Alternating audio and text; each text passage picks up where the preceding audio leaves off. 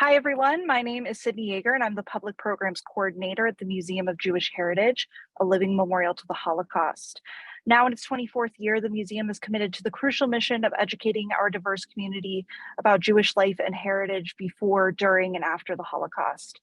As part of that mission, our programs are meant to illuminate the stories of survivors and their descendants, broader histories of hate and anti-Semitism through time, and stories of resistance against injustice.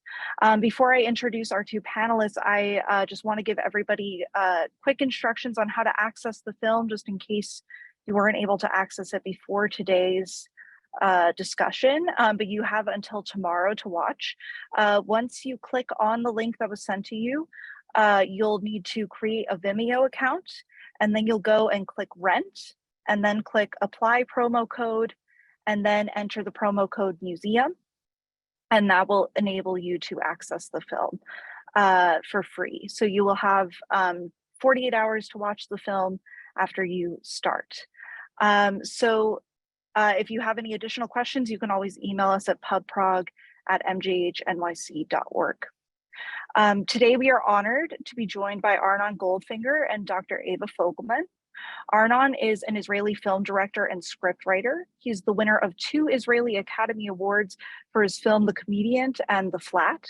He is also a professor at the Steve Tisch School of Film and Television at Tel Aviv University, where he teaches the masterclass of documentary filmmaking. Dr. Eva Fogelman is a licensed psychologist, author, and filmmaker. She is a founder of the Second Generation Movement, as well as the Hidden Child Foundation.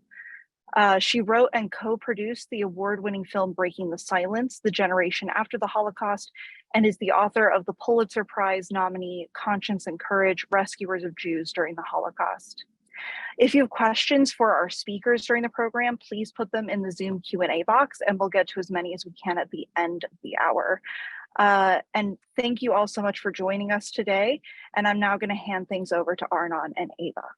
Thank you, Sydney. And Arnon, I'm very pleased to have the opportunity to show this film that it's already a decade old. And I think that the subjects in the film are even much more prominent today than they were 10 years ago, as more and more Holocaust survivors have died. We, the second, third, and fourth generation, are more curious to find out what happened and go on similar kinds of journeys that you have gone on. And the film certainly has received many, many awards. In the United States, it was shown in 40 movie houses and also in Germany and many film festivals. And so I'm really glad to have an opportunity for a new generation to be able to see the film. What I'd like to start with today is to talk a little bit about your childhood, your growing up, and then eventually how you got to making The Flat, and then all the important subjects that come out in The Flat. So can you tell us, I know that you were born in Israel in the early 1960s. Tell us a little bit about what it was like for you growing up in Israel in the early 1960s. You really came of age more in the 70s and 80s.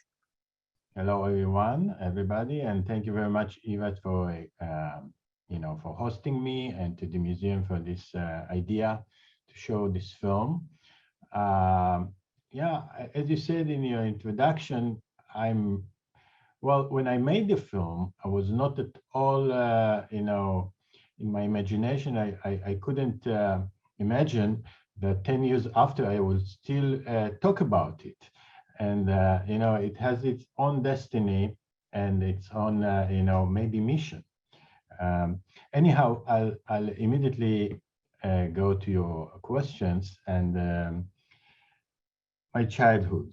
Okay, it's, of course, everyone likes to talk about his childhood. I thought maybe when you asked this question to talk about my childhood in regard to my German origin, because I grew up in Israel, of course, and I grew up in a surrounding that for us in the late 60s and early 70s, when I was youngster, everything that was in connection to Germany was, nobody wanted to hear about it. It was awful. We really had like unofficial boycott on everything that was brought from Germany. Everything made in Germany, like Volkswagen.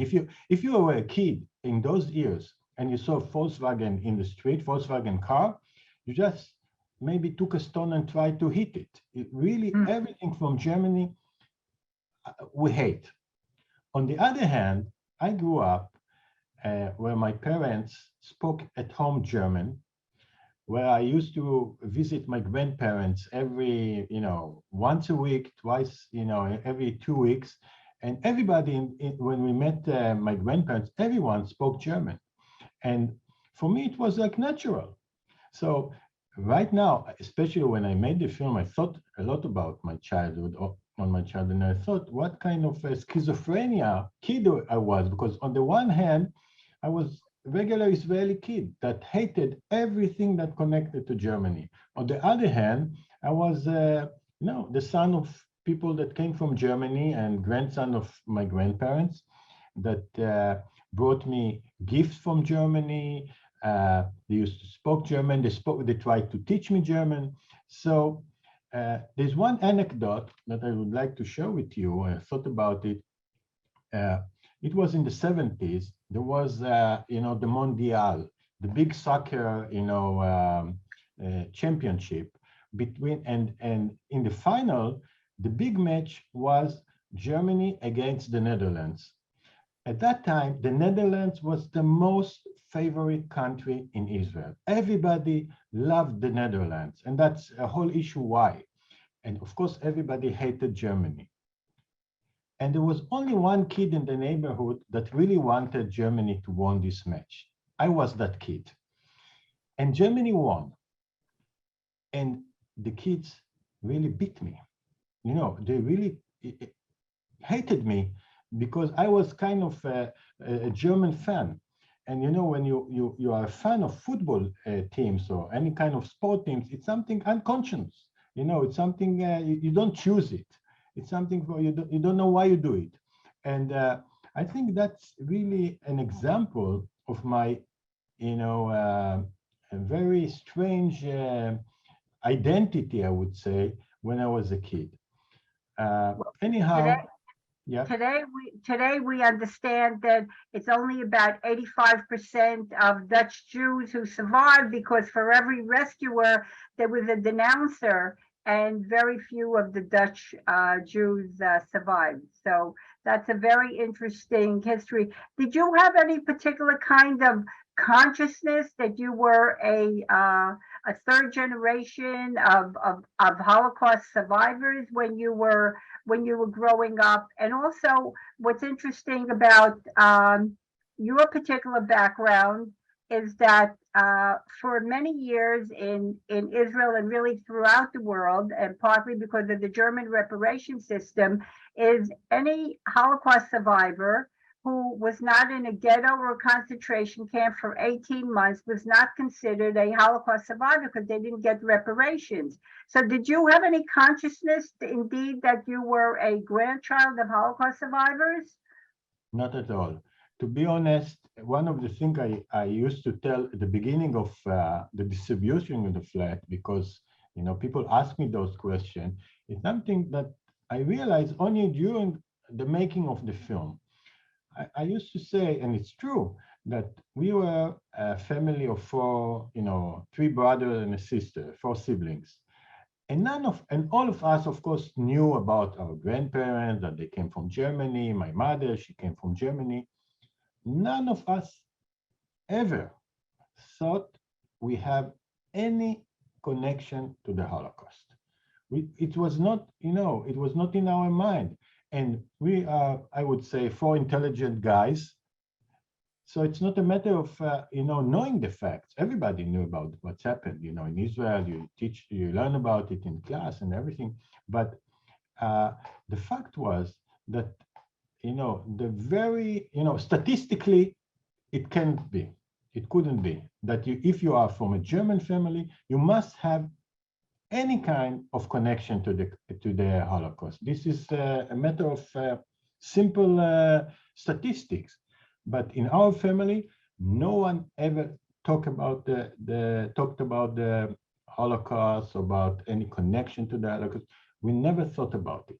You know, in the film, for me, one of the most, I would say, even if I had to choose one, the most painful issue in the film is my great-grandmother, because she has no name for us. She was, you know, and she was a victim. Nobody knew who was she. What? We have a connection to someone that is a victim. It was not at all in our thoughts. Now, when you were during the Munich trial in Israel, which was around 1985, there were many third generation who lined up all along the street to try to get into the trial. And then they began to go home and ask the second generation what happened. You were like about 21 during the Munich trial. Did that have any effect on you? I was fascinated with the trial. I remember it very well. In TV, they screen it and they show it on TV, broadcast it on TV. And but you know, the first movie I made after graduate, the first documentary movie, I must say, because I made before a fiction film. But the first documentary was somebody from TV asked me, that was in 1995, asked me to make a short documentary for Children's Channel about the Anne Frank story. Because till then, they used to broadcast in Israel a theatrical, very old-fashioned theatrical show of the Anne Frank story. None of the kids wanted to see it. So they wanted something new, and they asked me to do it, and I did it. And to be honest, at that moment, I didn't understand what are my connection to this whole story. Of course, every Israeli Jew has a connection, but not in very special way. But if you look at my, I would say now, when you look back at my, all of my, I would say, more significant movies, each one of them has a connection to the Holocaust, which I didn't realize. So I would say the unconscious knew something I didn't know. So, yeah. And I know that your grandfather died when you were like about 15 years old. So I think that most children, grandchildren of Holocaust survivors didn't begin to ask any kinds of questions about their background, their European background, till they were in certainly many more in their 20s, 30s, 40s, or before they would die. So you didn't really have a chance to ask your grandfather. Did you learn anything at all from your grandfather before he died about the past? Yeah, that's true. But what I asked myself a lot, what's about my grandmother? Because I used to talk with her a lot. You know, there was a certain time after the army and that, I used to live in the suburbs of Tel Aviv, but when after my big trip around the world, especially in the United States, after the army, every year is doing his special trip, I moved to Tel Aviv, and I moved to not so far, to a place that was not so far from my grandmother's flat that is in the film. And so I used to visit her a lot, and we used to talk a lot. And we never talked about it. You know, there was one episode I would share with you, which was almost in the film. We shoot it, and it came in the last editing. And that is a talk between my mother and I tell my mother a memory that I knew that my grandmother and grandfather used to travel every summer, and more than a summer, from springtime to Germany. And they used to be there in those kind of Baden-Weiler, all those courses, and staying there with a lot of other German people. So once I asked her, what are you doing there? So she explained to me and, described everything, how cultural the life are and how the people are very nice to talk with. So I asked her, what are you talking about? So she told me, I'm talking about theater, I'm talking about literature, I'm talking about history. So my ears were, oh, history. What are you talking about history? And she told me, she said a sentence I would not forget. She said, I'm talking with them about history till the war and us after the war. I don't want to embarrass them. And I Wow. think it is a very strong sentence because, the victim doesn't want or didn't want to embarrass, Didn't want to embarrass the perpetrators perpetrators. about what it is that they did, nor to question them. Yeah. So before we get into the film about the flat, how was it that you were a major chess player, you majored in philosophy. How did you get into deciding to become a filmmaker? Well, it was really a coincidence. And maybe it will be interesting for the Americans because in this trip I talked about after the army, in Israel, a lot of people that serve in the army, after the army, they just want to forget themselves and travel around the world. It's a very known, it's kind of many youngsters in Israel are doing it. And in this very long journey, I'm talking about almost 2 years of a journey, I found myself in no other place than Hawaii, in Honolulu. And that's a whole story, not for now, how did I did. And in somehow in Honolulu, in the University of Hawaii, there was once a week, they screened a movie. And I just wanted to see what they are screening there. And I fell in love. Of course, when I was young, I loved movies, but not in that, the attraction was not so strong. And one day I knew that I would like to come back to Israel. And my mother asked me, and I wanted to, to join the university. And and my mother asked me, what do you want to learn? So I told her, I want to learn either philosophy and math, either philosophy and films, or either math and films. And the last moment, I just chose the philosophy and movies and films. And that's how it happened, by coincidence. Your first major documentary film, The Comedians, was about the vaudeville of the Yiddish singers, the Borstein, the twins and their parents, and you really create a whole history of Yiddish vaudeville, and being from a German background where Yiddish was sort of looked down upon as compared to the German. How did you get so interested in Yiddish vaudeville? Well, this movie that recently had a revival. By the way, if people haven't seen it, I highly recommend it. It Yeah. also had a major success in the United States and elsewhere. Yeah, well, the film centered in on the family of Mike Burstyn, and his father, his mother, his twin sister. And Mike Burstyn was a big star in Israel when I was a kid. In a matter of fact, his major film, Kunilemel or Two Kunilemels or Zwei Kunilemels, whatever, was, I would say, my first memory on going to movie. And because it was a huge success, I think I was 3 years old or 4 years old, something like that. And my grandmother took me to the cinema and to see this film. Everybody in Israel saw the movie.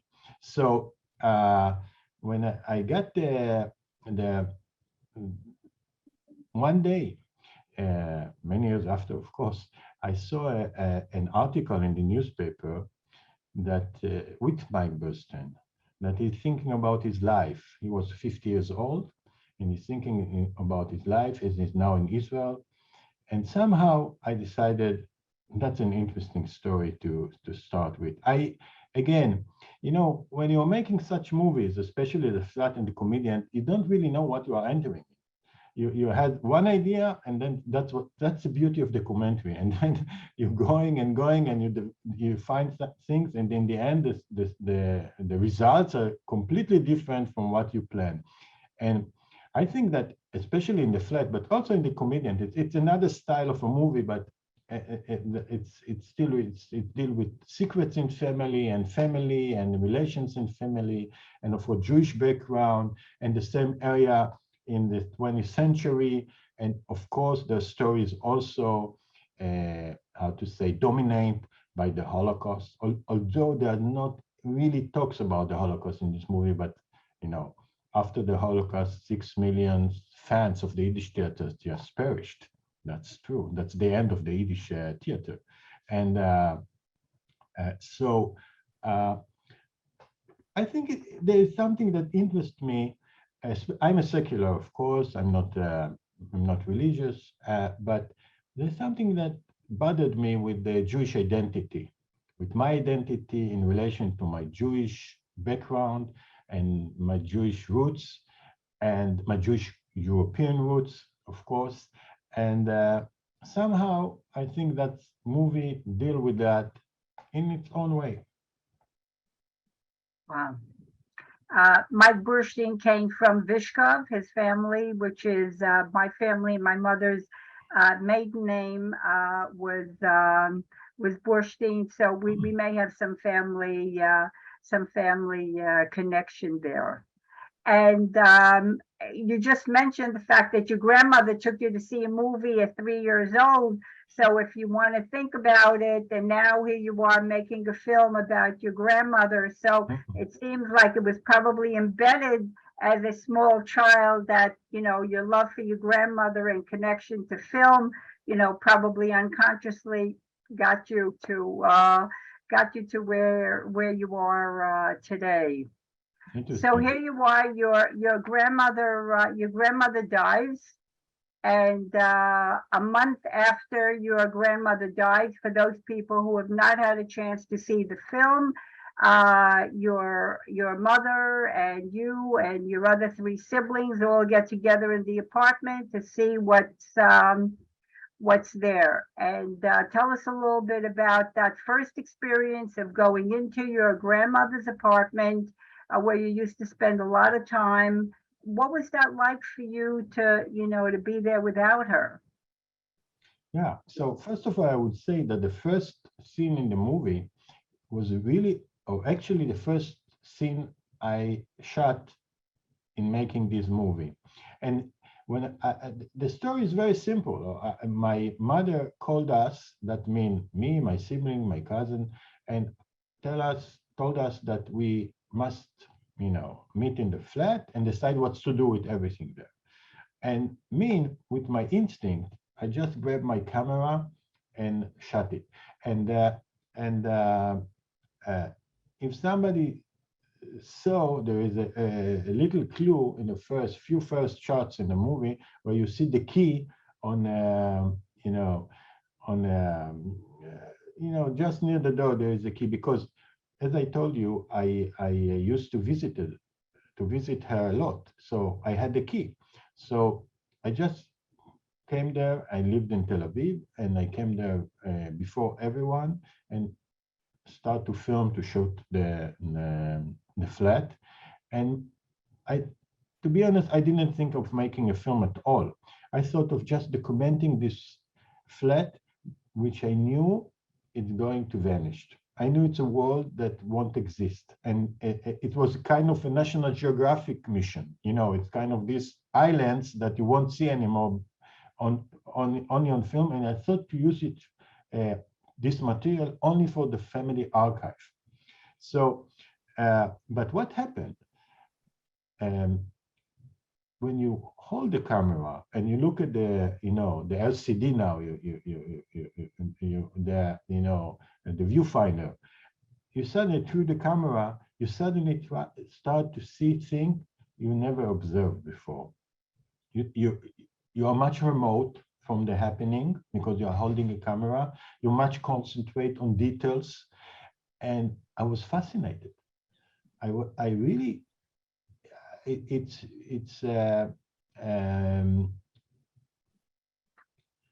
I think that, the fact that she wasn't there was very strange, very strange. So on the one hand, it was kind of entering an holy place, maybe even without a permission. You know what I mean? She's not there. You are doing in her place whatever you want, and you didn't ask her, can I, dig into your cupboards or whatever papers? And on the other hand, I thought it's the only way I really can get to know her. I think that after the movie, I know her better and in much complicated way than I knew her throughout all my life.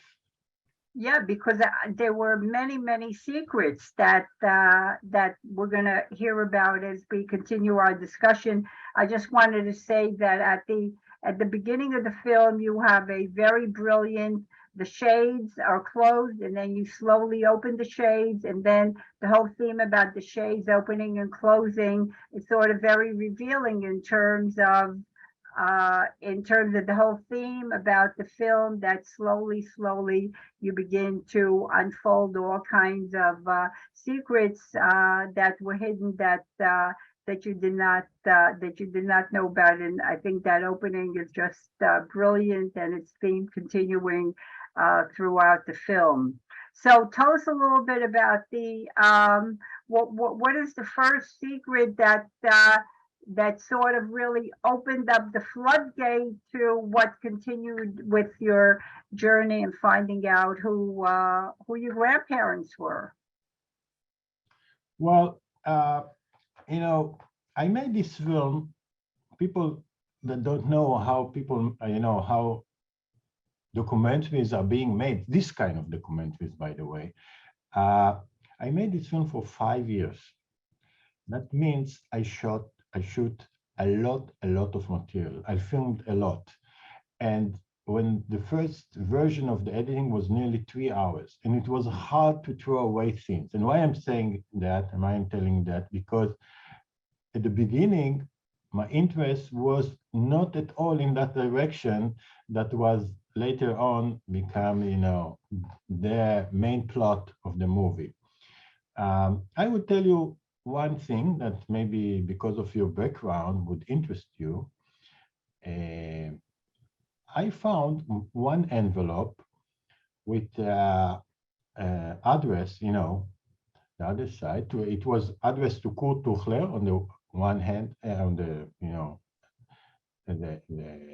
the address was to my grandfather, and on the other side, the address was, maybe it would sound familiar for you, Bergstrasse, Vienna.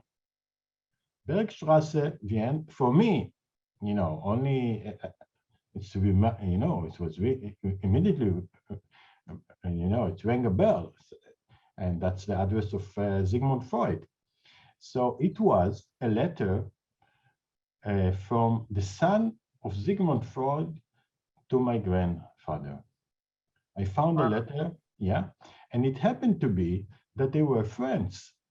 And not just that they were friends, that they were speaking, exchanging letters and talking in the letters about the Zionism, Hebrew, and why I'm so excited about it, because everybody that know Freud, he has nothing with Jewish religions and Zionism and whatsoever.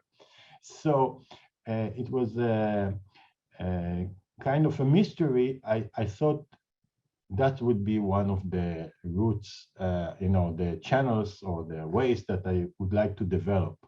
And later on, I just keep it. It was not, because what I found in the flat was much more serious and much more interesting, and made my curiosity much, stronger. Well, it's pertinent to the family history, but wow, I'm sorry that it's not in the film at all. But Yeah. that it's, I guess, for the Freud archive, that's just mind-boggling. Wow. Yeah. So tell us a little bit more about the unpacking and throwing out of all your your grandmother's stuff, and what are some of the things that began to give you clues about your journey? Well, first of all, the first months in the flat were a big fight between me and my mother. My mother really wanted, I mean, I would say, I don't know, that's how she acted. She really wanted to get rid of everything. Now, that of course bothered me. Why? But that was the fact. On the other hand, I really wanted to keep everything. And so that became a small combat, a small fight between us. And I think it's really, how to say, articulate maybe the one major themes in this movie, and why you really need to look at your past. Is it important? And what's the importance of it? Why it's really bother you? What your grandparents did or whatever. So, but anyhow, when I found, and there is this scene in the movie where my mother found the newspaper that called The Hungry, which was very, very strong Nazi newspaper run by Goebbels.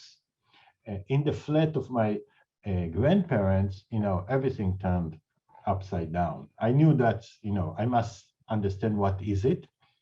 By the way, later on when the film, the evolution of the film was starting with the guy with the camera, it's me, and later on it became a German-Israeli co-production. So when the German producer saw this scene, he said, if you will find such a paper nowadays in Germany, you can go to jail.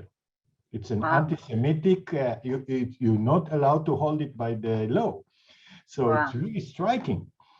And to think about it, that my grandfather, grandmother of course, but grandfather brought those Nazi newspapers to Palestine, the British Mandate Palestine at that time, and it kept it through all his life.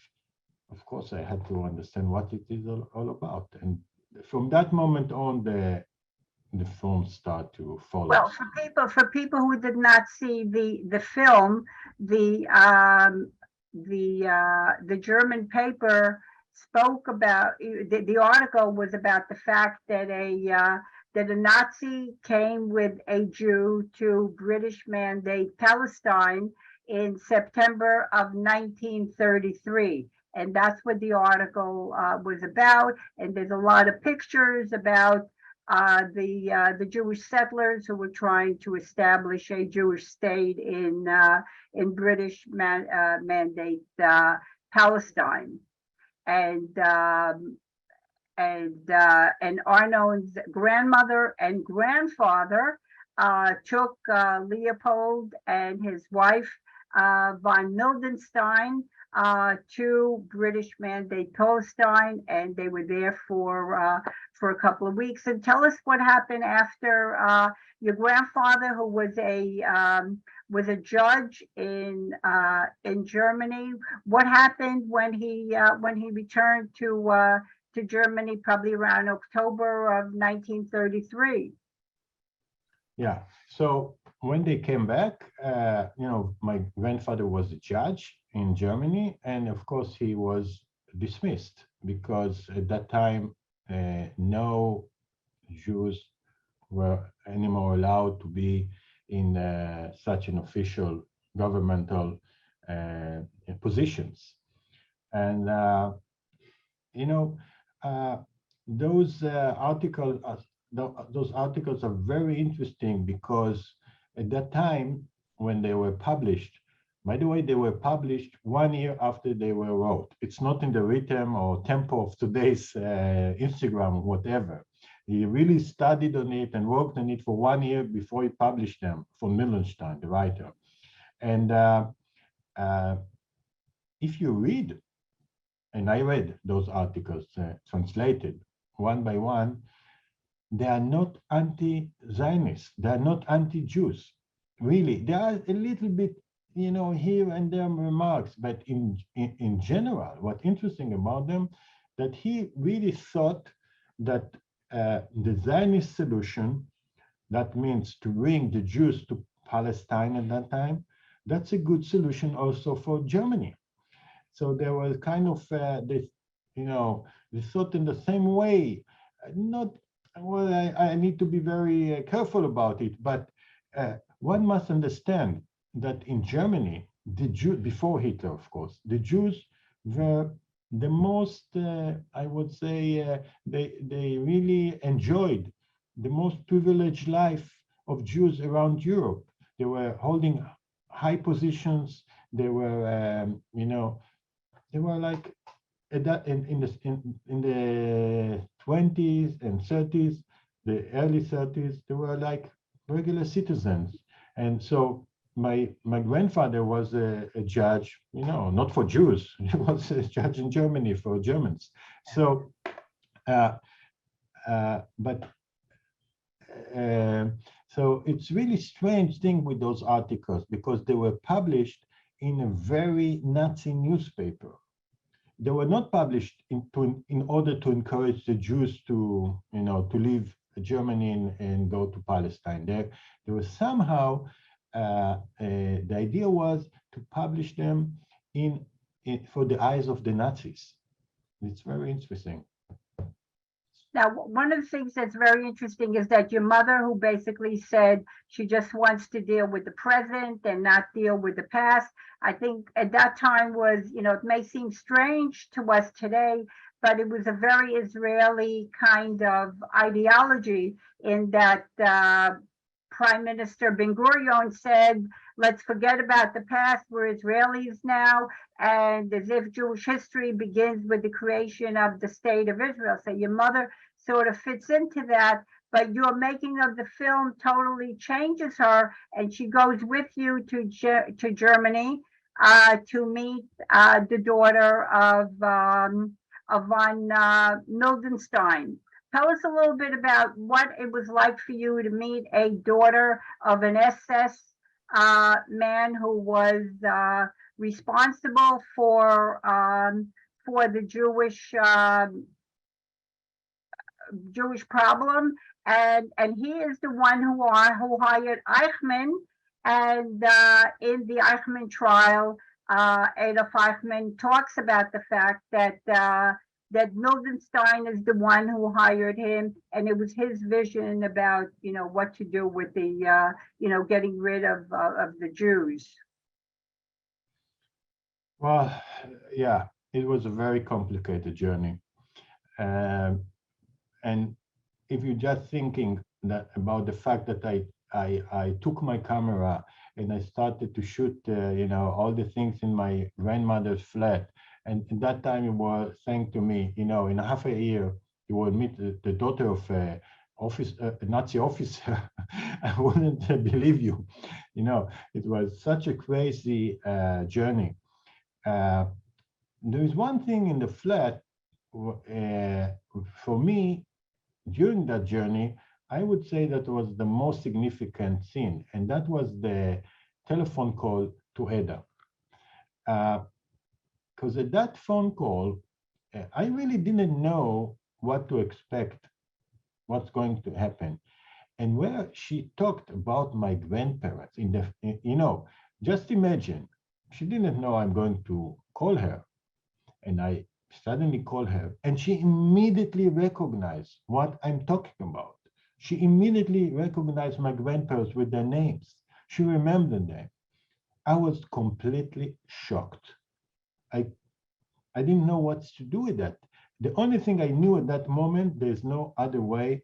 This film, I must do it. This is my film. Because, when I'm making a documentary, you don't know what kind of film, as I just mentioned a few other episodes. But at that moment, I knew I must investigate what's going on.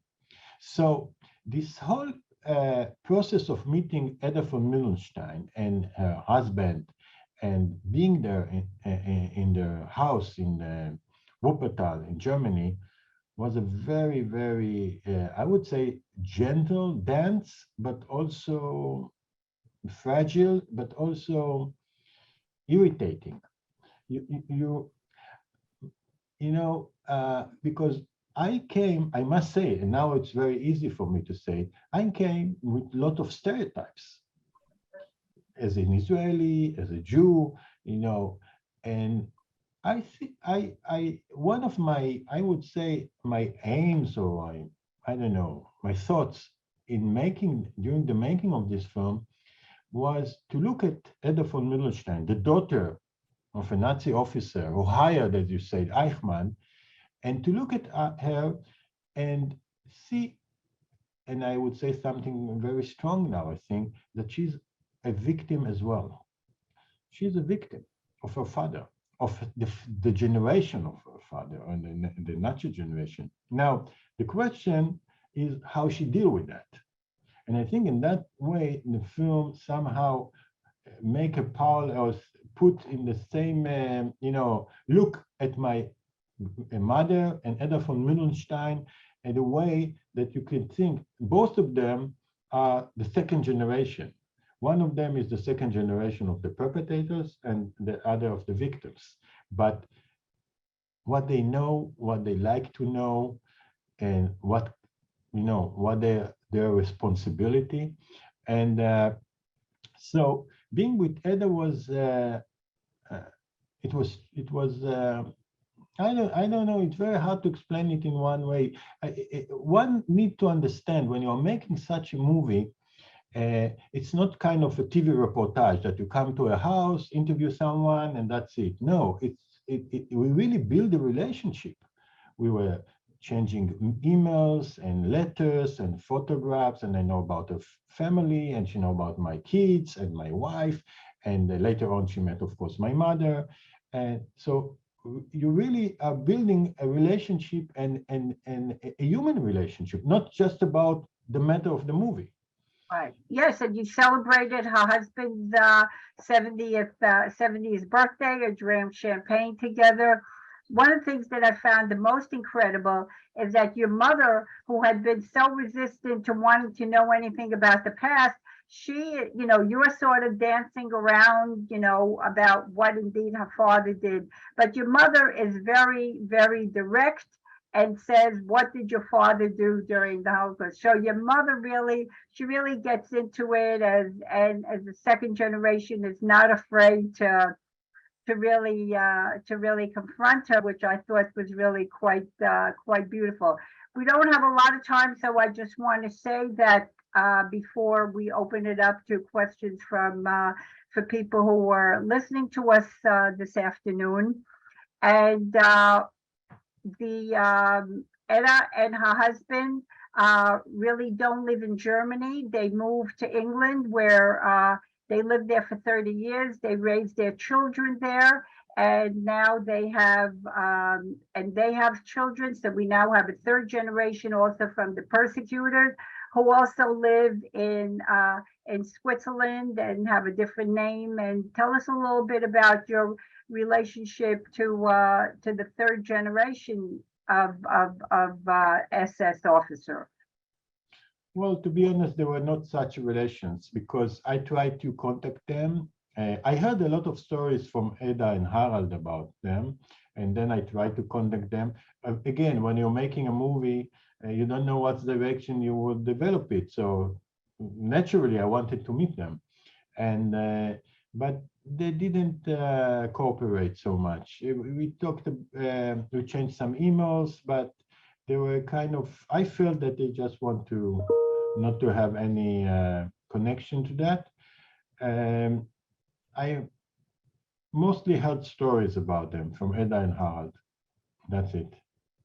So we're going to have to end now, but one thing that's very important is you have done so much research about this Mildenstein, who then goes to America in the early 60s. He dies around 1967.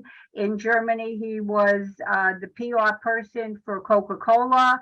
And what is it that he was not, that he had no trial at all as a Nazi, given that he was an SS officer? Yeah, I think it's a very, very good question, and I, of course, asked it myself, during the whole research, to make, to make it very strong. I would say that you must think of how many Nazis, ex-Nazis, really were taken to trial. We're talking about, in the Nuremberg trials, we're talking about 100 and something, and then there are some other trials. I'm not sure it's more than 200. So I'm not a historian, but it's not more than that. And you just think how many Nazis were there. And what I learned is that the reason was that immediately after the World War II was ended, started, the Cold War started. And the interest of the Western world, especially America, in the United States, was not to destroy completely Germany. They really wanted to, the Western Germany, of course, so, West Germany. So there were many officials that continued to be officials were few years before were part of the Nazi regime. So there are so many Nazis that just kept going.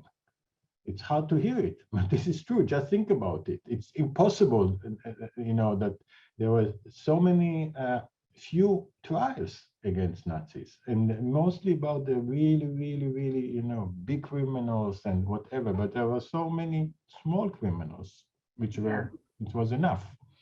Right. Well, I think we have children of Nazis that want to deny their parents' experience, and no matter what information you bring to Eda, she sort of twists it around and says, well, we have to look at all sides, and she tries to show that her father was not an SS officer. And then we have other children of Nazis who feel a tremendous sense of moral responsibility to making a difference in the world and to confront the past. So that we have these two extremes, and she's on the other extreme. Sydney, why don't we open it up to you now so that we'll see what questions came in from people who are listening to us.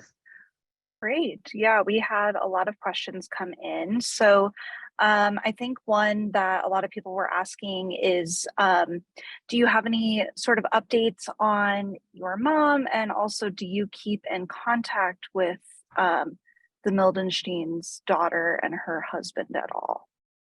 Tell me again the first question. Do you have any updates about your mom and how she's doing? And do you keep in contact with the Mildenstein's daughter? First of all, about my mom, she's feeling well. We are in very good contact. People told me when I was making the movie, this film will make you and your mother closer. And I used to say, you know what, if you are not going to, ruin everything, it's enough. Everything, I was afraid that it's going to be like kind of a bomb between us, something. But it really happened. We are much closer now. And at the beginning of the movie was unpredictable, huge success in Israel. It runs in one cinema for more than a year.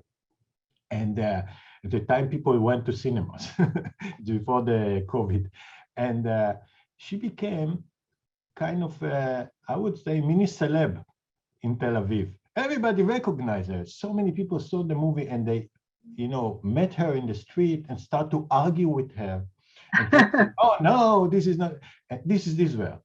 And, she was fascinated with that. And I think what fascinated her, that it's not only her. She thought it's a personal story with her parents, as well as I. She didn't understand so many families hold the same stories, not the stories von Mildenstein, but the stories that they don't know nothing about the past of the parents. And people really shared with her their experience. So I think she felt, she's not lonely, she's not being accused. There are people, and I think that's really brought us together. About the von Mildenstein, I stayed with them for years in contact, lately a bit less. Eda is she got older and older, and I must say, one question that really, we stayed in a very, I would say, polite and, relations. And my curiosity was always, did would she go to the archive? Would she learn more? And I would say no. No, that's what she didn't. Mhm. And can you talk a little bit about your grandparents' life when they came to Israel? Like, was your grandfather practicing law? Was he a judge? Sort of what was their life like, sort of in between in those years? Yeah. Well, first of all, my grandfather came here, of course, as an ex-judge, but in those days, of course, was the British mandate ruled Israel, Palestine, and the laws were the British laws, and it also was in English. Yeah, so I think he tried to do something with that. I'm not sure he was so good English speaker. And on the other hand, of course, he was not educated under the English law, so he couldn't do it anymore. But I found something very interesting about it. So in those years, as many other immigrants, he was without a job, without nothing to do, because and he was not this kind of a person that will go to clean the roads or whatever, So I found something very interesting. For the German immigrants, they didn't obey or followed the English rules. They had their own personal, or not personal, community legal system. They just picked some ex-German Jewish judges. It was like a syndicate. It's like it was a mafia.